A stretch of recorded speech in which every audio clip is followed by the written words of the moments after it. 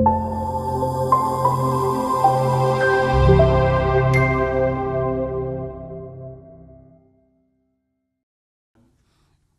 everyone, my name is Heather Felice, and I am a junior high pastor up in Minnesota.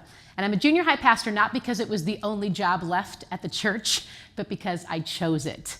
Junior highers, middle schoolers are my favorite people in the universe. No matter where I am, I choose to be with them.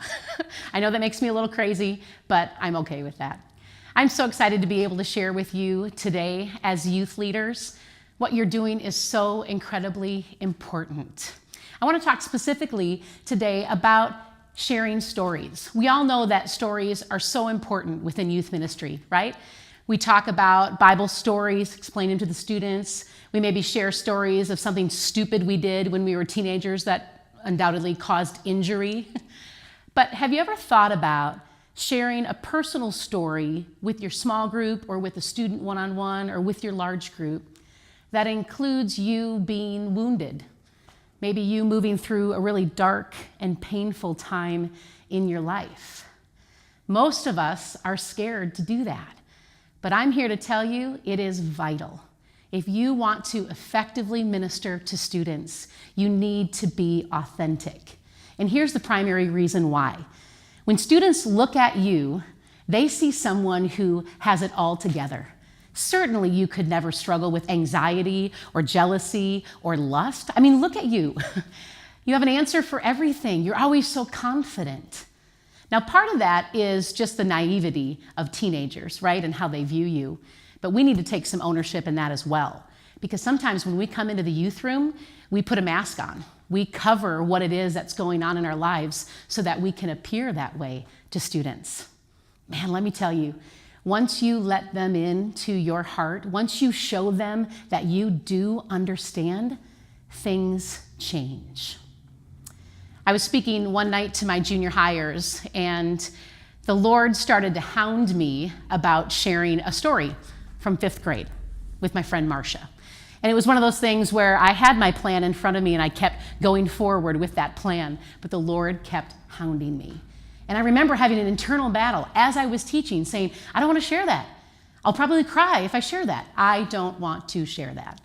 But by the end, it was so obvious that it was what I was supposed to do. So I told my students about the time in 5th grade when my best friend Marcia wrote me an 8-page note that the summary of it was, Heather, I think you're fat, I think you're ugly, I'm ashamed to be seen with you, and I never want to be your friend again. And Marcia was a little bit of an overachiever, so she drew pictures along the side of the note of me and my head on the top of an elephant body and my finger stuck in a light socket with my hair out to here. And then Marcia took it even a step further, signed the note, brought it around to all the other 5th grade girls who signed it as well, saying, yes, Heather, we also believe that you're fat, ugly, we're ashamed to be seen with you, never want to be your friend again. And as I shared the story, I cried. And I fumbled over my words. And by the prayer at the end, I thought, whatever, Lord. I don't know why you had me do that, but fine. I dismissed the students. I turned around to grab my things, and when I turned back around toward the room, there was a line of students at the stage waiting for me, saying things like, Heather, I never realized that you knew how I felt. Literally saying, Heather, that same thing happened to me last summer. I was so thankful that I had shared that. I was so thankful that I allowed the Lord to let me be a tangible example of His restoration, His forgiveness, His love, and His mercy. Are you willing to do that within your life? Are you willing to do that by sharing one of your stories with students? I certainly think it's biblical. I think about the account of Joseph in Genesis chapter 50, when his brothers come to him and they realize who he is. And they're freaking out because they think he's going to kill them. And in verses 19 and 20, Joseph says, hey, don't you realize where I am? Don't you see where God has put me? What you intended to do for harm, God has used for good in my life. So leaders, is there something in your life that has happened to you, not by choice, but because somebody else chose it for you?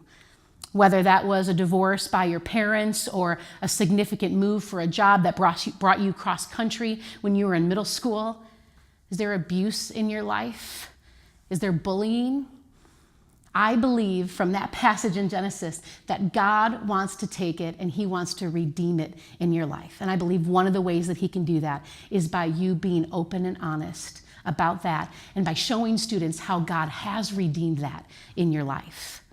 What about the choices that you make? I think Romans 8:28 speaks to that. It says that God wants to take whatever in our lives and use it and turn it for good for those who love him and are called according to his purpose. So even stuff that you chose, dumb things that you did, poor choices you made, I believe that God wants to use it for good. And one of the ways that he would want to use that is by you sharing with your students. A lot of adults say, Heather, what if I give kids permission to do what it is that I did? Let's be honest, friends. A teenager does not need permission to engage in his or her sinful nature, okay? That comes automatic. Other adults say, man, I just feel like kids would not respect me as much if they knew what I did. I've actually experienced the opposite. I find that students respect adults more when they're willing to be authentic and vulnerable, and when they're willing to see what God has done in and around and through their lives despite the choice that they made. So please don't believe one of those two myths. Instead, trust that the Lord wants to use your story for his glory and to connect you with students. A couple important things to remember and to think about as you proceed to want to be vulnerable and authentic.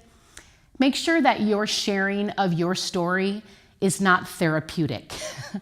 We've all been in situations where adults and students have emotionally vomited all over the crowd. That's not what I'm talking about. Whatever it is that you choose to share, I want to be sure that you yourself have worked through it. You've talked with a counselor, you've talked with a pastor, you've reflected on it, you've worked toward forgiveness and wholeness. Because it actually could be detrimental if you share with the students and you have not worked through it yourself. Also, I want to be sure that you're age appropriate. Some of you work with middle schoolers, others with high schoolers, some of you with both. Make sure that what you're sharing is age appropriate, but also be sure that you're sharing enough so they know that you get it. For instance, when I was in 9th grade, I was dating a guy secretively behind my mom's back, and she found out about it, as all mothers do. And she took me to McDonald's one morning, seduced me with a twist cone, which was very effective on her part. And we were sitting there in the booth at McDonald's, and I was enjoying my twist cone, as was my mother. And my mom looked across the booth at me and she said, honey, don't go parking in cars with boys. And I thought, oh, okay. And she said, did you hear me? Don't go parking in cars with boys. I said, okay. And I kept licking my cone. That was the end of our conversation. There was no more. I left that day so incredibly confused. Now imagine if the conversation had gone this way, that my mom and I sat down at McDonald's, we were enjoying our twist cones, and my mom said something to me like, honey, I know that you're dating CJ. And isn't it fun to have somebody who likes you?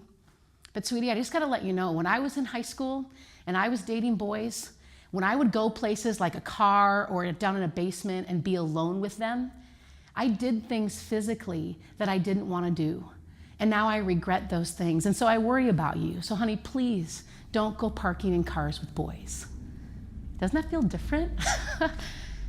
But what happened was she gave me enough to help me know that she understood, but she didn't go too far, right? My mom wasn't like, he was ripping off my shirt and the steamy windows were all over the place. Gross, no. She didn't do that because that would have been inappropriate.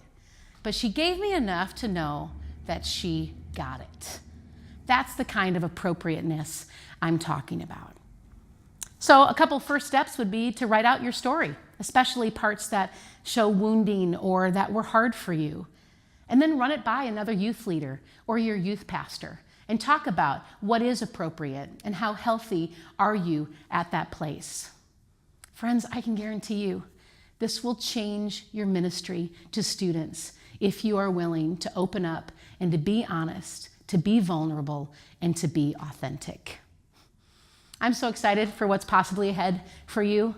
And I love the fact that you believe, like I believe, that these students are capable of so much more than most adults give them credit for. So bless you as you continue to minister to them.